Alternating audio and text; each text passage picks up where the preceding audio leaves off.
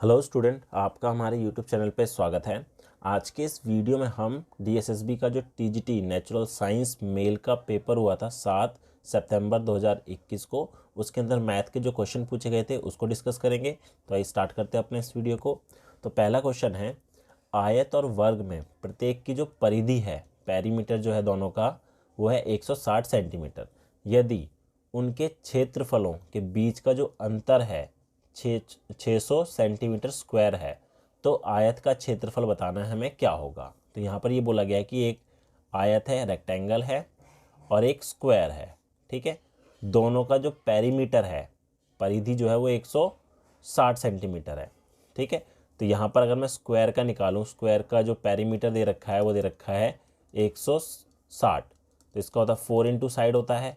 तो यहाँ पर इसकी जो साइड आएगी वो आएगी हमारे पास 40 सेंटीमीटर की, 40 सेंटीमीटर 40 सेंटीमीटर। ठीक है, तो अगर मैं इसका एरिया निकालूं, एरिया ऑफ स्क्वायर, तो एरिया ऑफ स्क्वायर जो होता है वो होता है side into side, side into side होता है।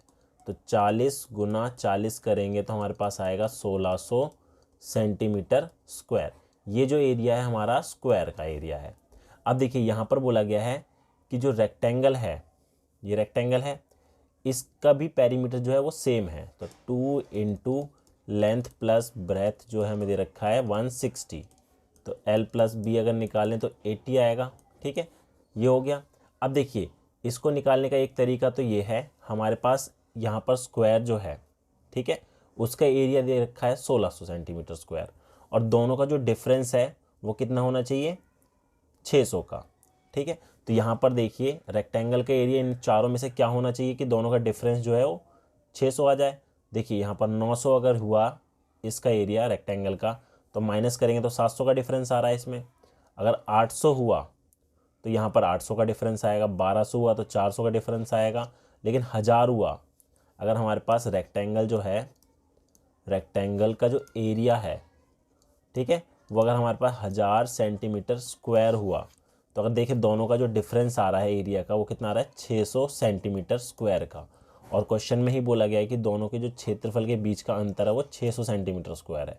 तो इससे भी हमारा आंसर ऑप्शन नंबर चौथा हो जाएगा, 1000 सेंटीमीटर स्क्वायर का। अगला क्वेश्चन हमारे पास है, इसमें बोला गया PQR ने 10 दिनों के लिए एक साथ काम किया और मजदूरी के रूप में 14,000 रुपये प्राप्त किए। वो क्रमश 5:2:1 के अनुपात में मजदूरी साझा करते हैं। तो P, Q और R हैं। ठीक है, वो जो है मजदूरी लेते हैं इस अनुपात में, 5, 2 और 1 के अनुपात में लेते हैं। ठीक है, तो इनकी इफ़िशियंसी जो है वो इस रेशो में हुई।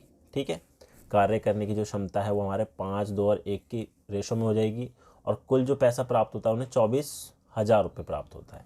तो इसमें बोला गया है, यदि P अकेला कार्य करता तो वह कार्य को कितने दिनों में पूरा कर लेता। तो देखिए ये जो अनुपात दे रखा है हमारा, ये इनकी योग्यता का है, इफ़िशियंसी है। ठीक है, तो P का जो हो जाएगा 5x हो गया, Q का 2x और R का 1x। अगर मैं तीनों को जोड़ूं तो कितना आ जाएगा हमारे पास, 8x आ जाएगा। ठीक है, तीनों की कार्य करने की क्षमता को अगर हम जोड़ दें तो 8x आ गया। अब टोटल वर्क, टोटल वर्क जिसको हम बोलते हैं कुल कार्य, कुल कार्य। अब कुल कार्य कैसे निकलेगा, देखिए क्षमता जो है हमारे पास 8x है, इसको कुल जितने दिन वो काम करते हैं, 10 दिन काम करते हैं, 10 से गुना कर देंगे तो कुल कार्य जो आएगा हमारा 80x आ जाएगा। ठीक है, टोटल वर्क जो हमारा आ गया है वो आ गया है 80x। हमें बोला है P अकेला उस कार्य को कितने दिन में करेगा। तो देखिए P की जो कार्य करने की क्षमता है वो है 5x। ठीक है, तो P कितने दिन में करेगा, टोटल जो वर्क है 80x, उसको डिवाइड कर देंगे P के कार्य करने की क्षमता से। तो इसको डिवाइड करा तो हमारे पास आ गया 16, तो 16 दिनों में वो उस काम को पूरा करेगा। तो ऑप्शन नंबर तीसरा इसका करेक्ट है। चौथा क्वेश्चन हमारे पास है, वस्तु A और वस्तु B की जो औसत लागत है वो 400 रुपये है। ठीक है, यहाँ पर A और B का जो औसत लागत दे रखा है वो 400 रुपये है। तो A और B का औसत लागत कैसे निकालते हैं, A और B दोनों की लागत को जोड़ के 2 से डिवाइड करेंगे तब जाके औसत लागत आएगी 400।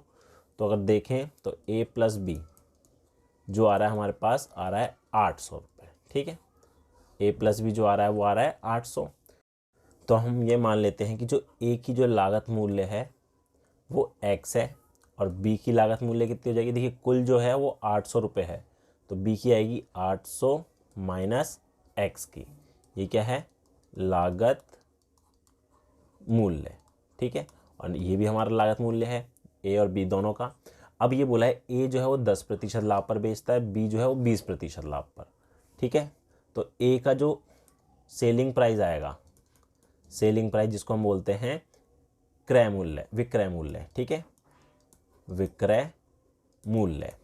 तो ए का विक्रय मूल्य कैसे निकालेंगे, देखिए उसकी लागत मूल्य x है और वो 10% लाभ पे बेचता है, तो इसको हम गुना कर देंगे 110/100 से। ठीक है, तो ये तो हो जाएगा हमारा 110x/100, ये हमारा आ गया सेलिंग प्राइस ए का। ठीक है, ऐसे बी का निकाल लेते हैं। तो बी का जो सेलिंग प्राइस है विक्रय मूल्य, बी का लागत मूल्य था हमारा 800 माइनस एक्स, और ये बेचते हैं 20% लाभ पर, तो 120/100 हो जाएगा। ठीक है, तो इसको अगर हम ओपन करें, मल्टीप्लाई करें, तो ये कितना आएगा 12 8 96 96 30 माइनस 120x/100। ठीक है, ये सेलिंग प्राइस आ गया हमारा बी का। अब दोनों का जो कुल विक्रय मूल्य है, टोटल सेलिंग प्राइस जो है वो 918 है। ठीक है, तो मतलब ए का सेलिंग प्राइस बटे में 100 और बी का सेलिंग प्राइस 96000000 120x/100, ये आएगा हमारा 918 के इक्वल। ठीक है, इसको अगर हम थोड़ा सॉल्व करें तो हमारे पास ये कितना बचेगा, ये बचेगा 960000 माइनस 10x/100 और बराबर में 918। तो इसको सॉल्व करेंगे तो ये आएगा 960000 माइनस 10x और ये आएगा 91800, ये हो गया। तो इसको सॉल्व कर लेते हैं, तो ये आएगा हमारा 10x इज इक्वल टू, इसमें से इसको घटाएंगे तो कितना आ जाएगा 0 0, 10 में से 8 गए 2 और 5 में से 1 गया 4, तो x की वैल्यू आ गई 420। अब x क्या था हमारा, a की लागत मूल्य, a की लागत मूल्य अगर 420 है तो b की लागत मूल्य कितनी हो जाएगी 800 माइनस 420 380, तो 380 इसका करेक्ट आंसर हो गया।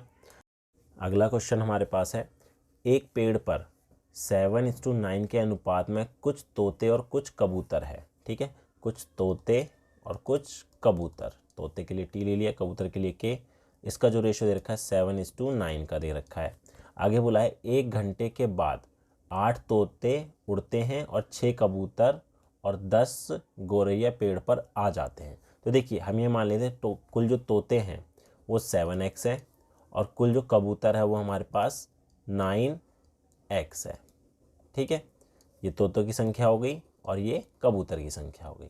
आगे बोला था 1 घंटे के बाद जो है 8 तोते उड़ जाते हैं, उड़ जाते हैं तो कम हो जाएंगे, तो 7x माइनस 8 हो जाएगा, और 6 कबूतर और 10 गौरैया पेड़ पर आ जाते हैं तो 9x प्लस 6 हो जाएगा, क्योंकि 6 कबूतर आएंगे और गौरैया कितने आए हैं पेड़ पर 10 आए हैं, तो गौरैया का हमने जी ले लिया जो कि आए हैं 10।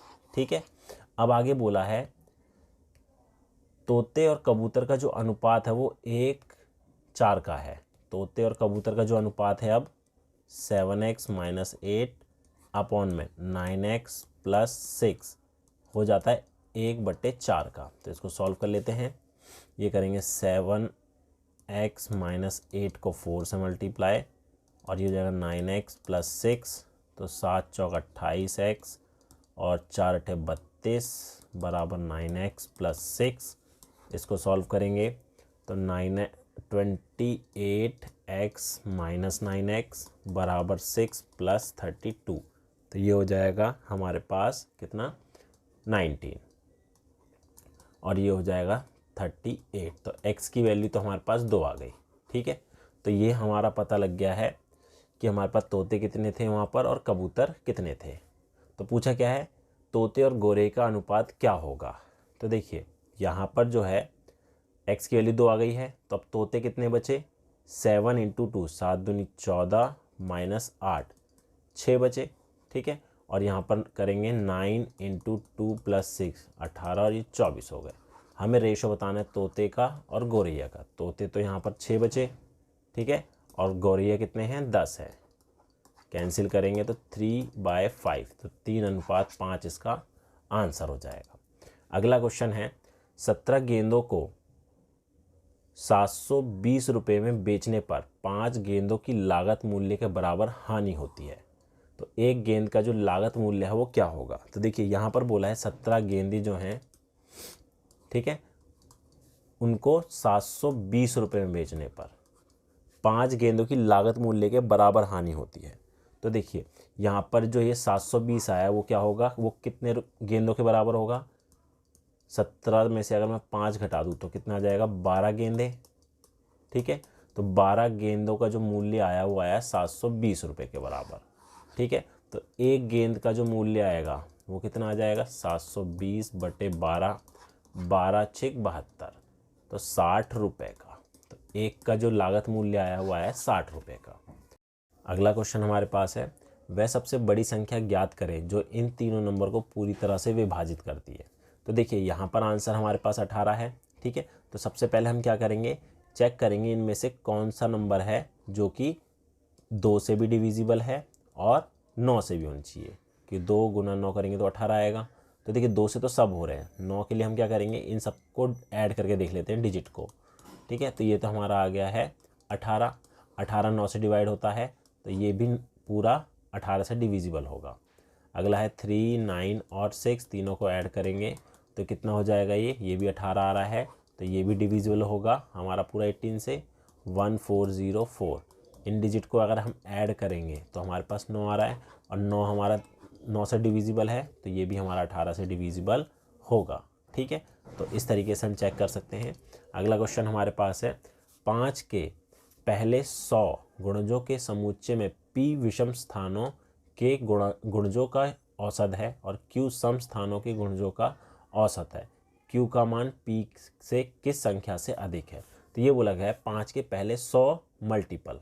तो देखिए अगर मैं यहाँ पर स्टार्ट करूँ तो 5 से चालू होगा, फिर 10, फिर 15 करते हुए जो लास्ट आएगा हमारा 500 आएगा। ठीक है, ये हो गए। अब p बोला है यहाँ पर विषम और q हमारे पास है सम, तो यानी ये हो सकता है p अगर हो देखा जाए तो ये हो जाएगा हमारा 5, 15, 25, ऐसे करते हुए लास्ट जो होगा 495 होगा।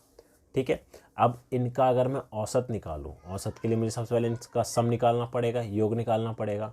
तो इनका अगर मैं योग निकालूं तो हमारे पास क्या आएगा, फॉर्मूला लगाएंगे। ठीक है, तो यहाँ पर टोटल देखिए 100 थे, तो 50 हमारे सम हो जाएंगे और 50 विषम हो जाएंगे। तो फॉर्मूला हमारा होता है n/2, 2a, सिर्फ a लिख लेते हैं, a प्लस an। अब यहाँ पर n क्या है, n हमारे पास है कुल कितनी संख्याएं हैं। यहाँ पर टोटल जो है p की कितनी संख्याएं होंगी विषम वाली, वो होंगी हमारे पास पूरी 50, तो n तो हमारा 50 हो गया। ठीक है, a होता है पहला वाला नंबर, प्रथम पद, तो a हमारा 5 हो गया, और an होता है हमारा आखिरी वाला पद जो कि 495 हो गया। ठीक है, इन सबको इसमें रख लेते हैं फॉर्मूले में, तो हमारे पास योग आ जाएगा। तो यहाँ पर करेंगे तो n हमारा 50/2, ये हो जाएगा, a हमारा 5 है और ये 495 है, तो कितना हो जाएगा, ये तो हो जाएगा हमारा 25, 25, और यहाँ पर आएगा हमारे पास 500।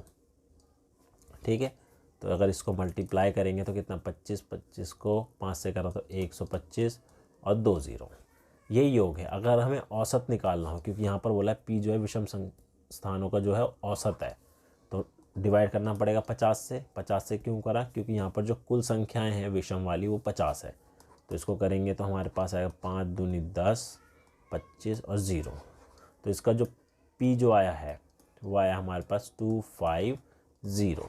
ठीक है, ऐसे q निकालेंगे, q के लिए बोला है सम का, तो यानी 10 से चालू 10, 20, 30 करते हुए हमारा 500 होगा आखिरी। तो यहाँ पर भी कुल 50 होंगी संख्या, सेम फॉर्मूला लगाएंगे ये योग वाला, तो इसका योग निकालेंगे तो 50/2, a इस बार क्या हो जाएगा, 10 हो जाएगा, और आखिरी पद होगा 500। तो ये आएगा हमारा 25, 2 से काटने के बाद 25 बचा और अंदर आया हमारे पास 501। और अब इनका अगर मैं औसत निकालूं तो डिवाइड करना पड़ेगा मुझे 50 से, ठीक है, 5010 आएगा ये, ठीक है। इसको अगर हम डिवाइड करें 1 और 2, 2 से काटा तो 2, ये हो गया 5 और 5, 255, ये आ गया हमारा Q। तो यहाँ बोला था Q का मान P से किस संख्या से अधिक है। तो देखिए P हमारा 250 है, Q हमारा 255 है, तो कितनी संख्या से अधिक है, 5 से। अगला क्वेश्चन देखते हैं। अगला है हमारे पास, इनमें बताना है कि इन सबको सॉल्व करके इसका आंसर क्या आएगा। तो देखिए 9 की पावर कितनी है, 3 है। तो इसको अगर मैं थोड़ा सॉल्व करूं तो ये आएगा हमारा 729, 2 का क्यूब 8 हो जाएगा। अब इसके लिए हम क्या करेंगे, देखिए इसका मतलब होता है 3 मल्टीप्लाई हो रहा है, पूरे ब्रैकेट को मल्टीप्लाई करा तो हमारा 18 और ये बाहर 11, ये भी हमारा गुना हो रहा है, ठीक है। तो 729 प्लस 8 प्लस इन तीनों को गुना करेंगे तो हमारे पास कितना आ जाएगा, 594, ये हो गया 594 हो गया। अब इन तीनों को अगर हम ऐड करें तो हमारे पास आएगा 1331 आएगा, ऑप्शन नंबर दूसरा। अगला है, यदि ट्रेन की गति जो है वो 72 किलोमीटर प्रति घंटा है, स्पीड जो है वो दे रखी है 72 किलोमीटर पर आवर, और यहाँ पर जो टाइम है, टाइम जो दे रखा है वो दे रखा है कितना, 10 मिनट और 35 सेकेंड, 10 मिनट और 35 सेकेंड। तो पूछा है यहाँ पर दूरी बतानी है किलोमीटर में, तो हमें डिस्टेंस निकालना है। तो सबसे पहले हम क्या करते हैं, स्पीड को हम मीटर पर सेकंड में चेंज कर लेते हैं। इसमें चेंज करेंगे मीटर पर सेकंड में। तो इसको चेंज करने के जो ट्रिक है वो क्या है, जो 72 दे रखा है इसको गुना कर देंगे हम 5/18 से, ठीक है। तो 18 से काटा तो ये हो जाएगा 4, 4 पंजे 20 मीटर पर सेकंड स्पीड हो गया। और टाइम हमारा होना चाहिए पूरा सेकंड में, तो 10 मिनट में होते हैं, 60 से गुना करेंगे 600 और 35, तो 635 जो है सेकंड लगेंगे। अब डिस्टेंस का फॉर्मूला होता है स्पीड इनटू टाइम, तो 20 गुना 635, ये हो गया। तो ये आएगा जो हमारा जो भी डिस्टेंस आएगा वो आएगा हमारा मीटर में, ठीक है। लेकिन हमें निकालना है किलोमीटर में। तो देखिए इसको पहले थोड़ा मल्टीप्लाई कर लेते हैं, ये हो जाएगा 0, 2 पंजे 10 और ये 6 और 1 7 हो जाएगा और ये 12 हो जाएगा, ठीक है। ये मीटर में है, किलोमीटर में चेंज करेंगे तो 1000 से डिवाइड करा, ठीक है। तो ये आएगा हमारा 12.7 किलोमीटर। तो ऑप्शन नंबर दूसरा इसका करेक्ट हो जाएगा। अगला क्वेश्चन देखते हैं। अगला है, एक निश्चित राशि पर 840 रुपये अधिक साधारण ब्याज की प्राप्ति होती है यदि साधारण ब्याज की जो दर है 12% से 18% हो जाए। तो मूल राशि बतानी है, ज्ञात करनी है, क्या होगी। तो देखिए यहाँ पर ये बोला है कि अगर रेट ऑफ इंटरेस्ट पहले आर जो था वो 12% था, ठीक है। अब 12% से बढ़ के वो अगर 18% हो जाता है तो जो सिंपल इंटरेस्ट है, साधारण ब्याज जो है वो 840 रुपये अधिक हो जाता है, ठीक है। तो अगर मैं सिंपल इंटरेस्ट की वैल्यू निकालूँ, फॉर्मूला निकालूँ, तो वो होता है P into R into T upon में 100, ठीक है। तो हमने माना कि उसका सिंपल इंटरेस्ट x था, ठीक है। तो ये बराबर हमारा x का हो गया है। अब इसने बोला है कि अगर रेट ऑफ इंटरेस्ट 18% हो जाता है तो सिंपल इंटरेस्ट जो है वो 840 अधिक हो जाएगा। तो यहाँ पर अगर निकालें तो P हमें पता नहीं है, P हमें निकालना है जो मूलधन होता है। रेट ऑफ इंटरेस्ट 12 है, टाइम हमें नहीं पता, बटे में 100 बराबर x है।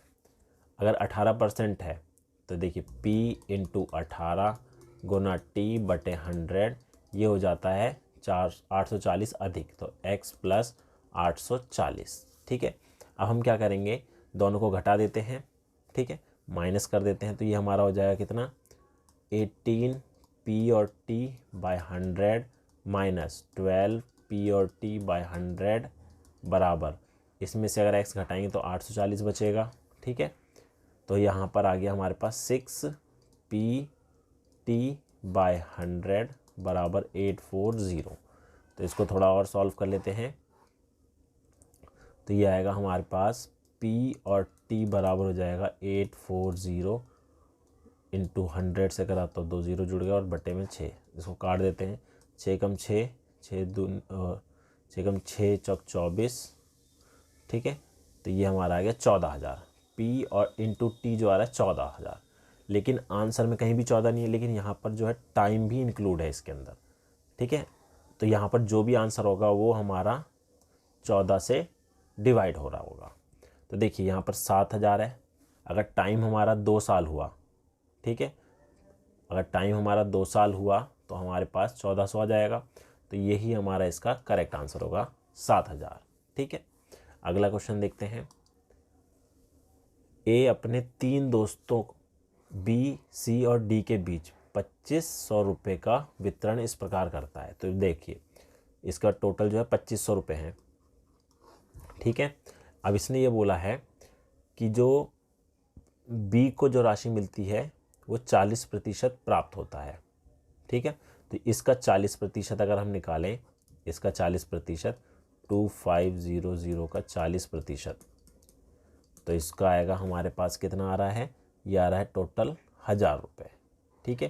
तो ये मिलता है किसको, B को, ये B को मिलता है। और आगे बोला है C को शेष राशि, अब शेष राशि कितनी बची, शेष बचेगी रिमेनिंग 2500 में से 1000 माइनस कर दिए तो 1500 बचे, ठीक है। तो 1500 के 60% उसे मिलता है। C को मिलेगा 15,000 का 60%, 1500 का 60%। तो ये कितना हो जाएगा हमारा 900 रुपये। 900 रुपये मिले C को। अब D और शेष राशि D को प्राप्त हुई, तो शेष कितनी बची, 1500 में से 900 घटा दिए तो 600 रुपये D को मिले। पूछा गया D का हिस्सा कितना है, तो 600 हो जाएगा इसका करेक्ट आंसर। अगला है, एक व्यक्ति ने अपनी यात्रा का पहला भाग जो है 20 किलोमीटर प्रति घंटे की गति से तथा अगला भाग जो है 70 किलोमीटर प्रति घंटे की गति से तय किया। उसने पूरी यात्रा जो है 50 किलोमीटर प्रति घंटे की औसत गति से तय की, ठीक है। तो यहाँ पर जो है पहला हिस्सा किया उसने 20 किलोमीटर पर आवर और दूसरा हिस्सा किया 70 किलोमीटर पर आवर, और एवरेज जो स्पीड है उसकी 50 किलोमीटर पर आवर है, ठीक है। यदि वह 70 किलोमीटर प्रति घंटे की दर से 42 किलोमीटर की दूरी तय करता है तो 20 किलोमीटर की प्रति घंटे की गति से कितनी दूरी तय करेगा। तो देखिए यहाँ पर हमें पहला और दूसरा दोनों स्पीड दे रखी है और एवरेज स्पीड दे रखी है 50 किलोमीटर पर आवर, ठीक है। तो देखिए टाइम का अगर हमें रेशो निकालना है, ठीक है, तो टाइम का रेशो कैसे निकला है, इसमें से ये घटाएंगे तो ये 20 आ जाएगा, इसमें से ये घटाएंगे तो ये 30 आ जाएगा। तो इसको कैंसिल करा तो टाइम का रेशो आएगा 2:3 का। अब टाइम का रेशो पता है और ये हमारे पास स्पीड दे रखा है, ठीक है। तो डिस्टेंस का अगर मैं रेशो निकालूँ तो क्या निकलेगा, स्पीड इंटू टाइम होता है। तो इसको इससे गुना करा तो कितना आएगा, 2 गुना 20 40 हो जाएगा, और 7 गुना 3 7 या 21 हो जाएगा, ठीक है। तो इसका भी रेशो निकालेंगे तो आएगा 4:21 का। ये जो रेशो है डिस्टेंस का है। अब क्वेश्चन में देखिए एक चीज़ बोली गई थी कि 70 किलोमीटर प्रति घंटे की दर से वो 42 किलोमीटर की दूरी तय करता है, ठीक है। तो यानी 70 का जो डिस्टेंस आ रहा है 21 का है, तो रेशो जो हो जाएगा, डिस्टेंस जो हो जाएगा 21x बराबर हो जाएगा 42 के।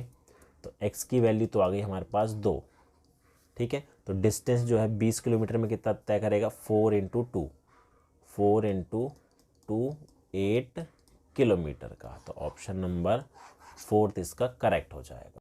अगला क्वेश्चन है, यदि A और B की वर्तमान आयु का अनुपात जो है 3:4 है तथा B और C की वर्तमान आयु का अनुपात 6:5 है, यदि C की वर्तमान आयु 20 वर्ष है तो A की वर्तमान आयु क्या होगी। तो देखिए A और B का जो अनुपात है 3 और 4 है, तो A/B जो है हमारे पास है 3/4 और B/C जो है हमारे पास है 6/5। अब देखिए दोनों में कॉमन जो है वो B है, यहाँ पर भी B आ रहा है, यहाँ पर भी B आ रहा है। तो हमें करना क्या है, B को सेम करना है। तो 4 और 6 का एलसीएम लूँगा तो 12 आएगा। तो इसको 12 बनाने के लिए 3 से गुना करना है, तो ऊपर भी 3 से करना पड़ेगा। इसको 12 बनाने के लिए 2 से करना है, तो नीचे भी 2 से करना पड़ेगा। तो ये हो जाएगा हमारा 9/12 और ये हो जाएगा 12/10। तो ए, बी और सी तीनों का अनुपात जो आएगा, ए का हो गया 9, बी का हो गया 12 और सी का हो गया 10। अब हमें क्वेश्चन में दे रखा है जो सी की जो वर्तमान आयु वो 20 है, तो ए की आयु हमने 9x ले ली, बी की 12x और सी की 10x। तो सी की आयु तो हमें दे ही रखी है, ठीक है, 20 दे रखी है, तो 10x बराबर 20 की होगी। तो x की वैल्यू तो हमारे पास 2 आ गई, x की वैल्यू 2 आ गई। तो हम क्या करेंगे, 9 को 2 से करेंगे तो 18 वर्ष होगी ए की आयु, बी को अगर 12x था तो 2 से करेंगे तो 24 हो गई, और सी की आयु तो हमें 20 दे ही रखी है। तो पूछा किसका था कि ए की वर्तमान आयु कितनी होगी, 18। तो ये थे हमारे टीजीटी नेचुरल साइंस में पूछे गए मैथ्स के कुछ इंपॉर्टेंट क्वेश्चन। उम्मीद है आपको हमारा वीडियो पसंद आया होगा। Thank you.